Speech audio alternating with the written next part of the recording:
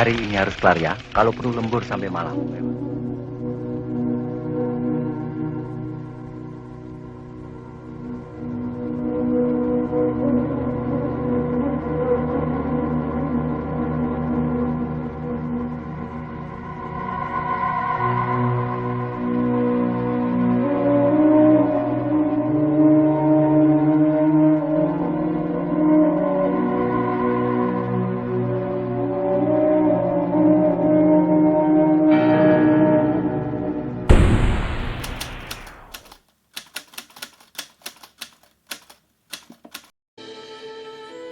PKI adalah partai komunis non-penguasa terbesar di dunia sebelum dihancurkan pada tahun 1965 dan dinyatakan sebagai partai terlarang pada tahun berikutnya. PKI dipimpin oleh D.N. Aidit dengan membawa paham ideologi komunis. Tentunya sangat bertentangan dengan paham ideologi Pancasila yang dianut oleh Indonesia. Peristiwa G30 SPKI terjadi di malam hari, tepatnya pada tanggal 30 September tahun 1965. Dalam sebuah kudeta, setidaknya ada 7 perwira tinggi militer yang terbunuh dalam peristiwa tersebut. Partai Komunis saat itu sedang dalam kondisi yang amat kuat karena mendapat sokongan dari Presiden Indonesia, Insinyur Soekarno. Tidak heran jika usaha yang dilakukan oleh segelintir masyarakat untuk menjatuhkan Partai Komunis berakhir dengan kegagalan berkat bantuan Presiden kala itu.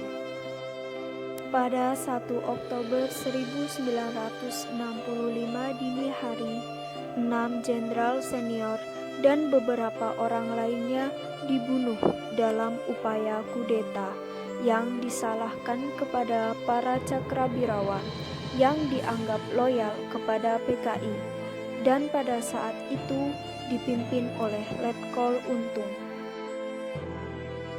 Gerakan ini mengincar 6 perwira TNI Angkatan Darat Indonesia. 3 dari 6 orang yang menjadi target dibunuh langsung di kediamannya, sedangkan lainnya diculik dan dibawa ke lubang buaya. Berikut nama-nama jenderal yang menjadi korban G30 SPKI. 1. Letnan Jenderal Ahmad Yani. 2. Mayor Jenderal R. Suprapto. 3. Mayor Jenderal Haryono Mastirto Darmo. 4. Mayor Jenderal Suwondo Parmana. 5. Brigadir Jenderal Donald Ishak Panjaitan. 6. Brigadir Jenderal Sutoyo Siswo Miharjo. Dan yang terakhir yaitu Letnan 1 Pierre Andreas Tendea. Jenderal TNI Abdul Haris Nasution yang menjadi sasaran utama selamat dari upaya pembunuhan tersebut. Sebaliknya, putrinya yang bernama Ade Irma Suryani Nasution tewas dalam usaha pembunuhan ketika menjadi tameng untuk ayahandanya. Gugurnya 7 jenderal TNI saat G30 SPKI membuat Presiden Insinyur Soekarno bersedih. Kemudian dilakukan upaya penumpasan gerakan 30 SPKI sebagai berikut.